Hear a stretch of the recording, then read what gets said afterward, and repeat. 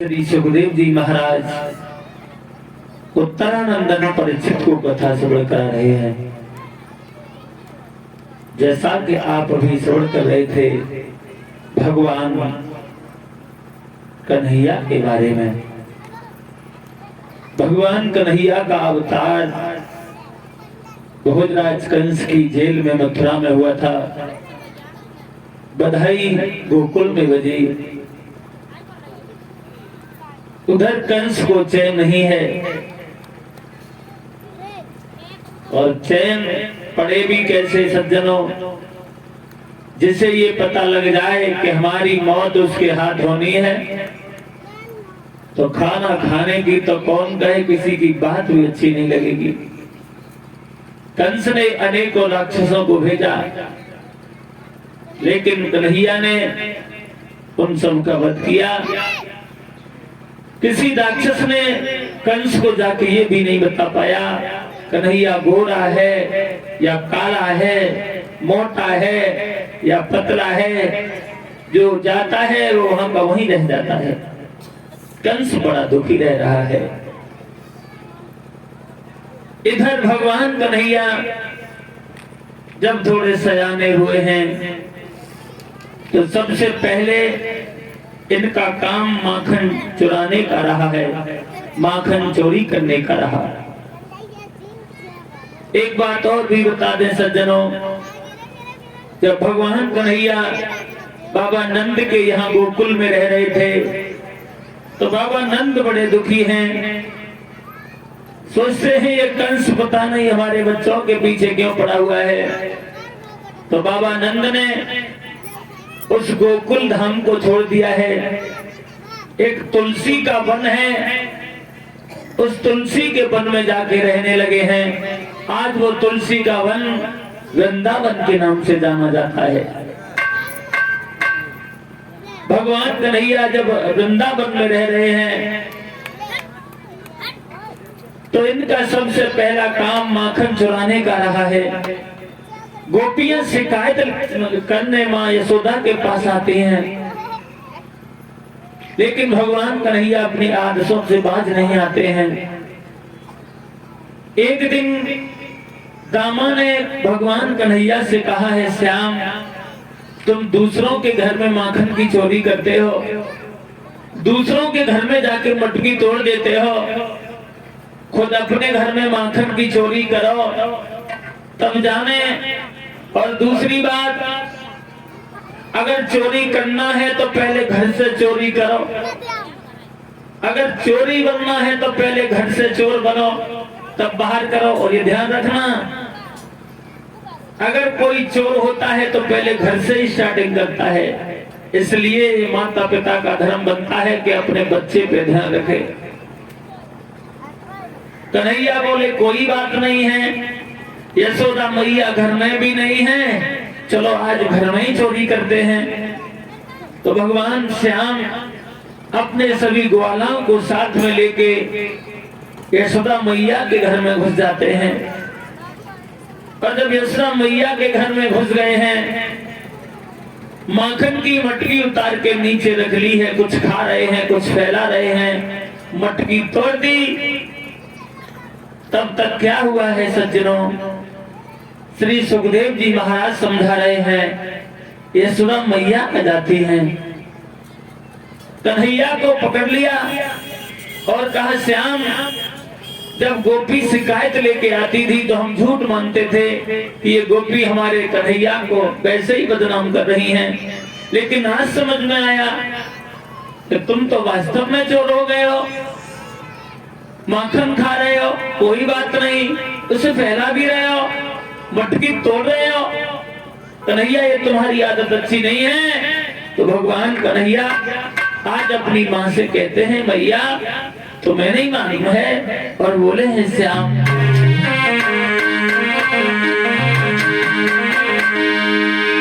कि मैया मोरी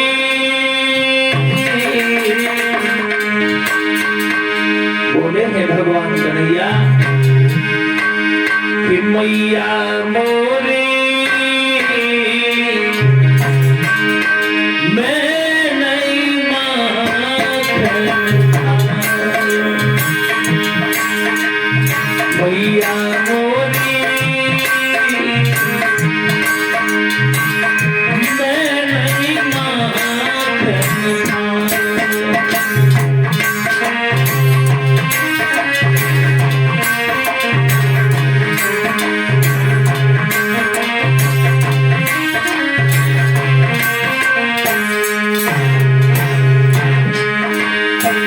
बोले हैं भगवान कन्हैया मैया मैंने माखन नहीं खाया है। आवाज थोड़ी कम। अरे गौर भयो गौवन के पास मधुबन होई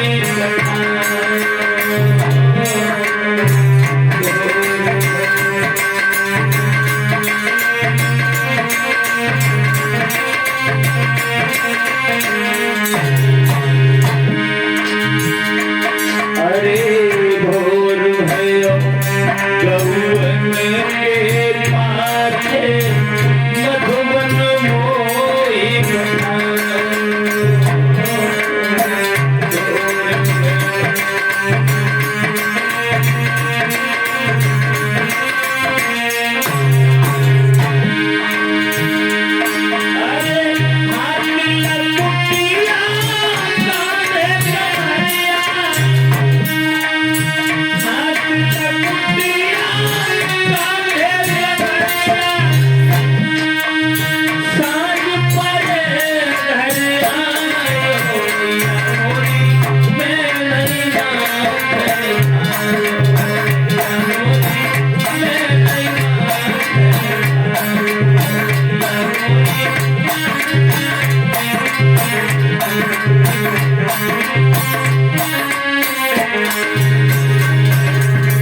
भगवान कहने लगे मैया मैंने माखन नहीं खाया।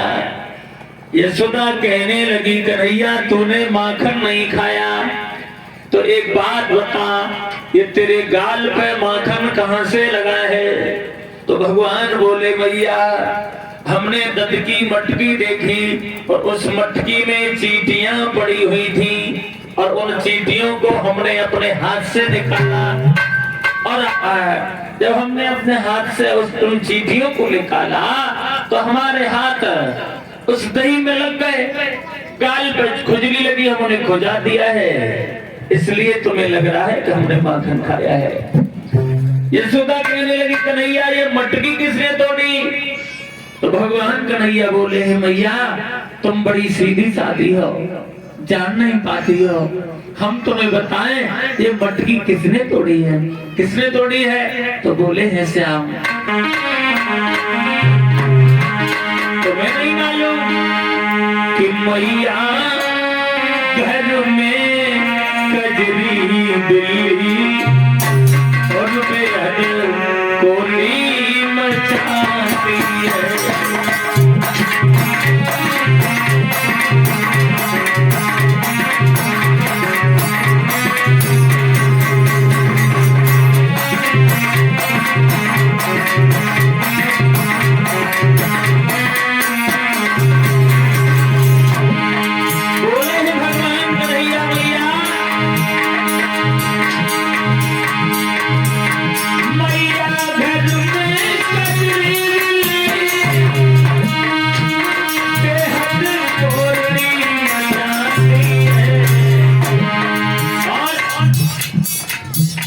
वो बर्तन तोड़ गिराती है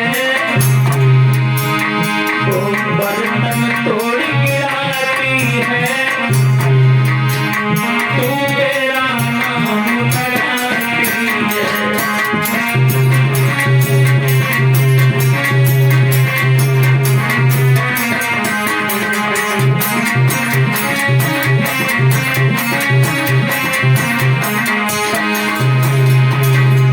भगवान कन्हैया कहते हैं मैया अपने घर में एक बिल्ली रहती है ना वो बिल्ली मटकी तोड़ देती है और तुम मेरा नाम लगाती हो। माँ तुम सीधी सादी हो जान नहीं पाती हो।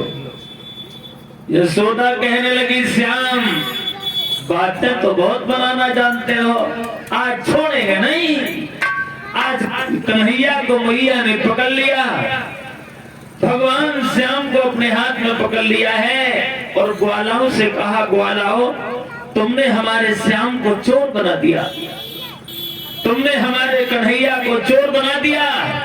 तो दामा नाम का सखा कहने लगा, मैया तुम हमसे कह रही हो, हमें पूछो कि तुम्हारे कन्हैया ने हमें कितना बड़ा चोर बना दिया। बोला है दामा भगवान कन्हैया की शिकायत करता हुआ, मां कि मैया तेरा गिरधारी। आज दामा भगवान कन्हैया की शिकायत करता हुआ बोला है कि मैया तेरा गिरधारी और नित चोरी करता है।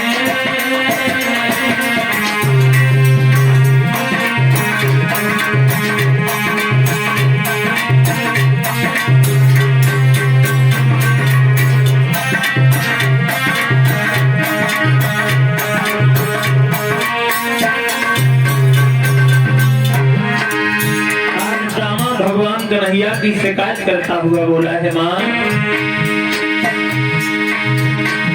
ओ मैया तेरा गिरधारी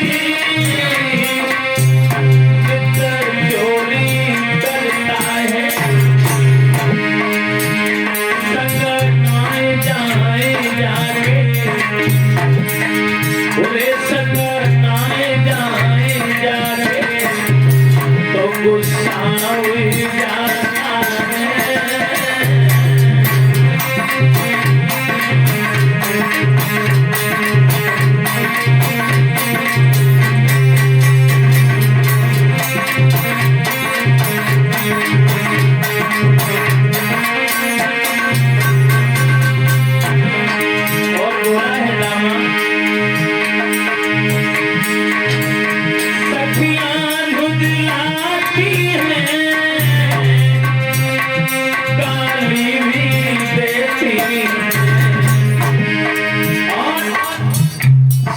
पकड़े जाए जाके,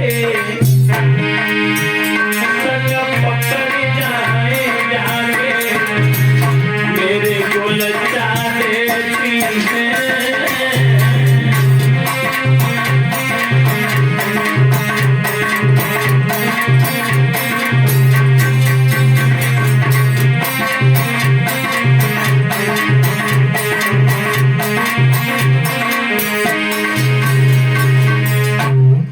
भगवान कन्हैया की शिकायत करता हुआ दामा बोला है, आज माँ ने कन्हैया को पकड़ लिया, कहा छोड़ेंगे नहीं, आज तुझे बांध के ही रहेंगे।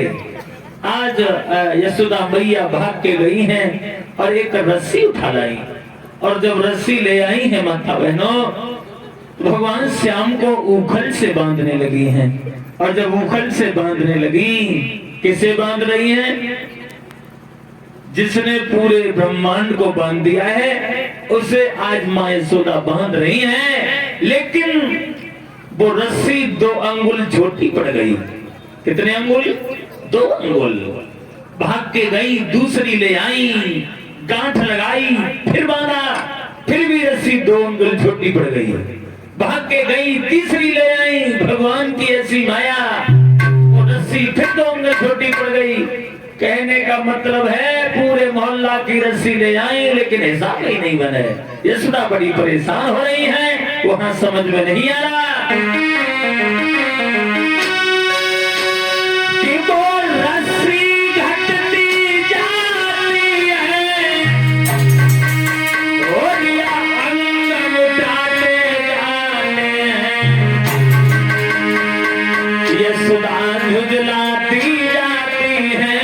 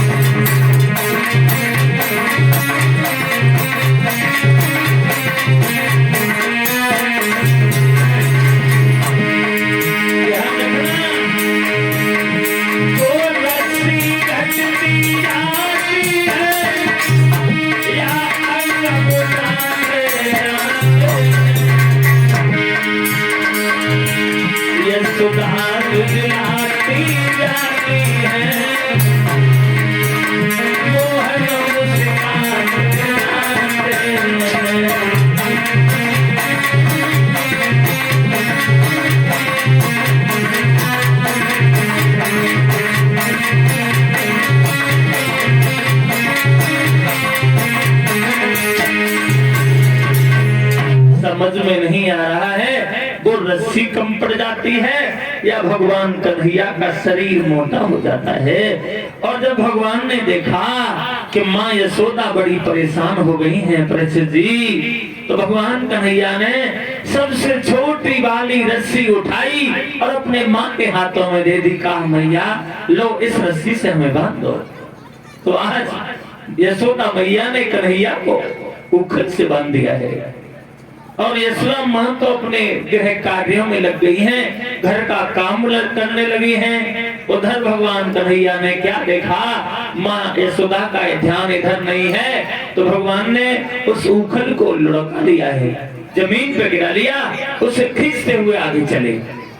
बाबा नंद के दरवाजे पे दो वृक्ष खड़े थे जिनका नाम है अमला अर्जुन। अमला अर्जुन नाम के दो वृक्ष थे। भगवान कन्हैया ने उस उखल को उन दोनों वृक्षों के बीच में जाके फंसा दिया है। थोड़ी सी ताकत लगाई तो वो वृक्ष दोनों टूट के जमीन पे गिर जाते हैं। और जब वृक्ष टूट के जमीन पे गिर गए, वहां दो पुरुष प्रकट हो गए। वो पुरुष कौन थे? प्रमाण ये मिला है, ये दोनों नलकूबर और मणिग्रीव थे। ये दोनों कुबेर के लड़का थे, कुबेर के लड़का थे, बहुत पैसे वाले थे। लेकिन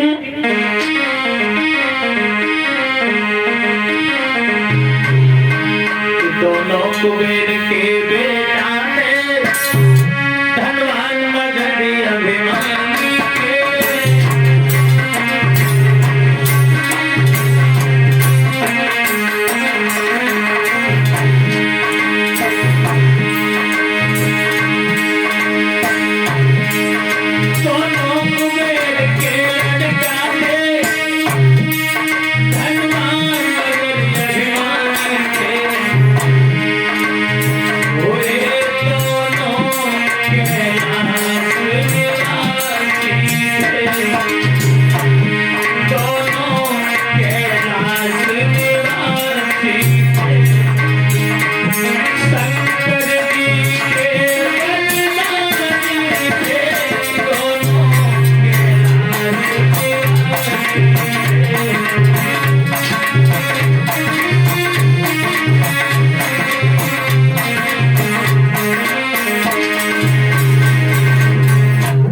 कुबेर के लड़का थे, लेकिन इन्हें घमंड बहुत था।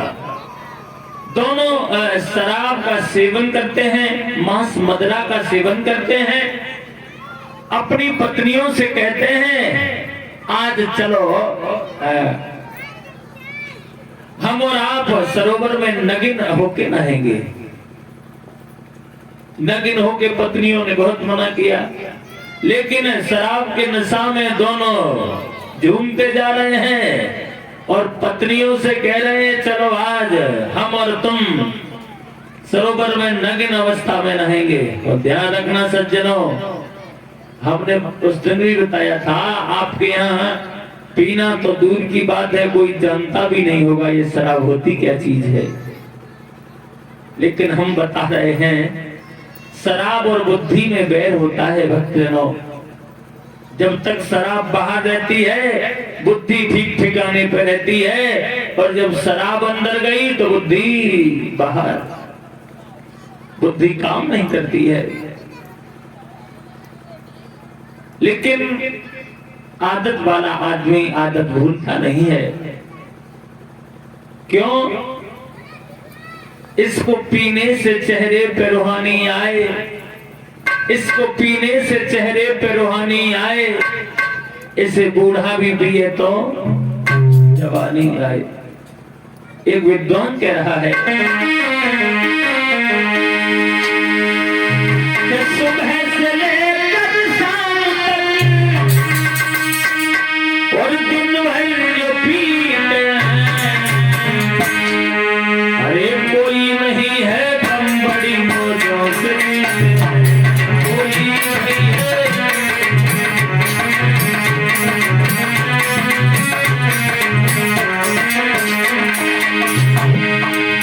आदत वाला आदमी कभी आदत भूलता नहीं है परीक्षित जी।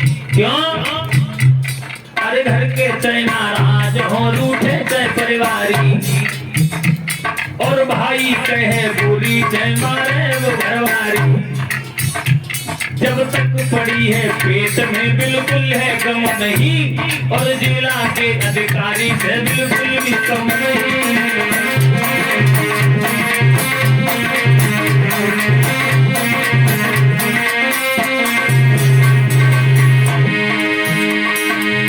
और एक बात बताएं, अरे सबसे पहले दारू के सुनहरी फायदा, हम फायदा बता रहे हैं, नुकसान नहीं। अगर नुकसान बताएं तो लोग कहते हैं ये बुराई कर रहे हैं, हम फायदा बता रहे हैं। दारू में एक खासियत है, आप लोगों ने देखा होगा, दारू कभी किसी को छोटा बड़ा नहीं मानती है। अज्ञान पिए तो नशा, विद्वान पिए तो नशा, धनवान पिए तो नशा, कंगाल पिए तो नशा, कोई भी पिए सबको बराबर मानती है, सबको नशा ही करती है। वो सबसे पहले दारू के सुनहरी फायदा, और जो भी इसे पिए करती है कायदा। है हिम्मत की धनवान पी के डर नहीं लगता, चाहे बुरे दिल हो इंसान पी के।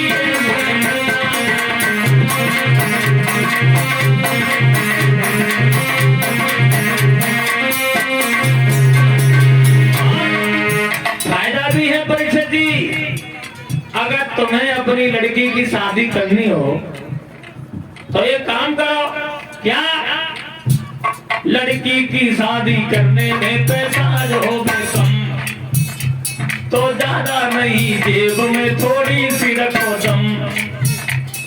लड़का वाले को थोड़ी सी पिला दीजिए, यदि हुए ना नशा थोड़ी और दीजिए। लाखों की बात छोड़ के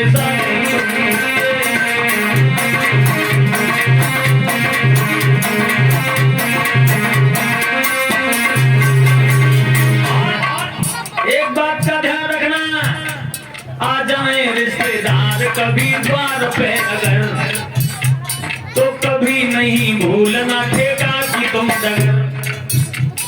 सब्जी पूड़ियां तुम सब छोड़ो, उनके ठीक सामने बोतल को तुम खोलो।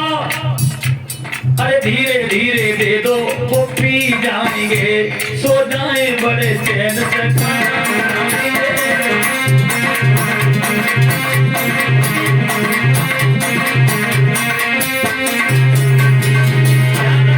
अगर रिश्तेदार आ जाएं, उन्हें तुम कितना हलवा पूड़ी खवा रबड़ी खवा, तुम्हारा नाम नहीं लेंगे, बस थोड़ी सी लगवाए दो।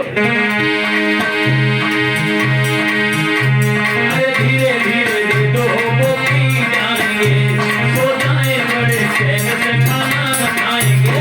अरे थोड़ी पिला दीजिए वो काम आएंगे।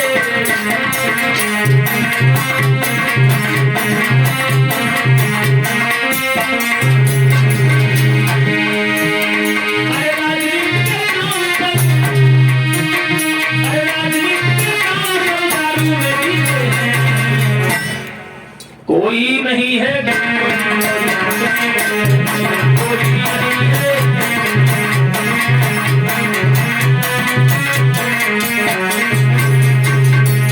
आज कुबेर के लड़कों ने अपनी पत्नियों से कहा, हम और तुम सरोवर में नग्न अवस्था में नहाएंगे। पत्नियों ने बहुत समझाया, लेकिन वो दुष्ट नहीं माने, अपने हाथों से पत्नियों के कपड़े उतार दिए और सरोवर में जाके नग्न अवस्था में नहाने लगे हैं। और जब नग्न अवस्था में नहा रहे हैं, उसी सरोवर पे देवर्षि नारद का आना हुआ। नारद को देख के पत्नियों ने तो भाग भाग के कपड़े पहन लिए, लेकिन ये दोनों ऐसे के ऐसे खड़े रहे। तो देवर्षि नारद ने श्राप दे दिया, मूर्खो, आपने हमारा अपमान किया है, जाओ हम तुम्हें श्राप देते हैं कि तुम दोनों वृक्ष बन जाओ। और जब ये श्राप दिया कि तुम दोनों वृक्ष हो जाओ, तो दोनों रोने लगे, कहा भगवान हमें माफ करना, हम वृक्ष हो जाएंगे, भला हमारा उद्धार कैसे होगा। नारद कहने लगे, रो नहीं, भगवान कन्हैया का जब अवतार होगा और वो भगवान श्याम जब उखल तुम्हारे बीच में फंसाएंगे, तब तुम्हारा कल्याण होगा। तो भगवान कन्हैया ने जब उखल फंसाया, थोड़ी सी ताकत लगाई तो दोनों वृक्ष टूट के जमीन पर गिर गए। वहां दो पुरुष प्रकट हुए, नल कुंवर और मणिग्रीव भगवान श्याम के पैरों में गिर जाते हैं। उधर स्वर्ग से विमान आया है, उस विमान पे बैठ के वे दोनों परम धाम को जाते हैं। इधर यशोदा ने देखा कन्हैया को हमने उखल से बांध दिया, कहां गया? भाग के देखा तो दरवाजे पे दोनों वृक्ष टूटे पड़े हैं। आज यशोदा मैया अपने देवताओं को दोहाई देने लगी, प्रभु आपने आज हमारे कन्हैया को बचा लिया। उन्हें कहां मालूम है कि जगत का पिता तुम्हारे आंगन में खेल रहा है। आज मां यशोदा ने श्याम को खोल दिया है, कहा है बेटा मुझे माफ करना। भगवान कन्हैया इधर बाबा नंद के आंगन में रह रहे हैं, लेकिन उधर कंस को चैन नहीं है। एक दिन भगवान मुरली मनोहर ने क्या देखा है माताओं, कुछ गोपियां जल में नग्न अवस्था में नहा रही हैं, सरोवर में नग्न अवस्था में नहा रही थी। तो भगवान मुरली मनोहर ने उन गोपियों के वस्त्र चुरा लिए हैं, कपड़े चुरा लिए और कदम के पेड़ पर चढ़ जाते हैं। एक गोपी जब बाहर निकल के आई और कपड़े दिखाई नहीं दिए हैं, उसकी नजर कदम के पेड़ पे गई है। तो उस गोपी ने और गोपियों से कहा है बहन आज तो कन्हैया ने कमाल कर दिया। क्या हुआ? तो बोली है सुनो,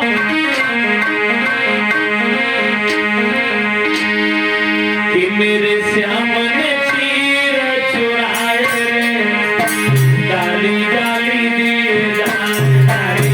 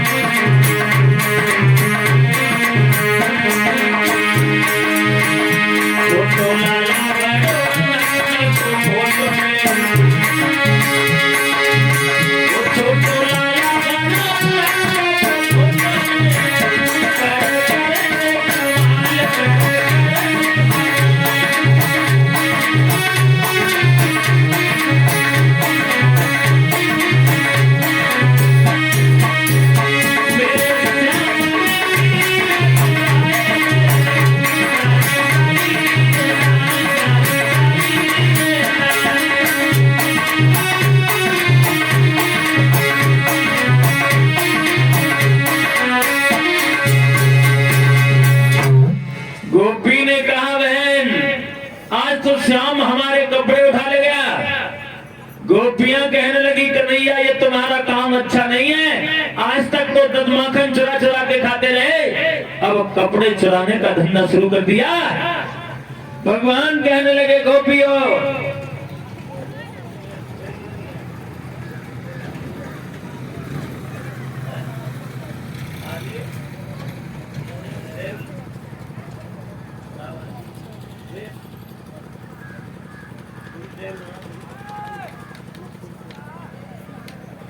ध्यान रखना भक्तजनों, भगवान कन्हैया कहते हैं गोपियों तुम जिस जल में नग्न नहा रही हो, इस जल में कौन रहते हैं? परीक्षित जी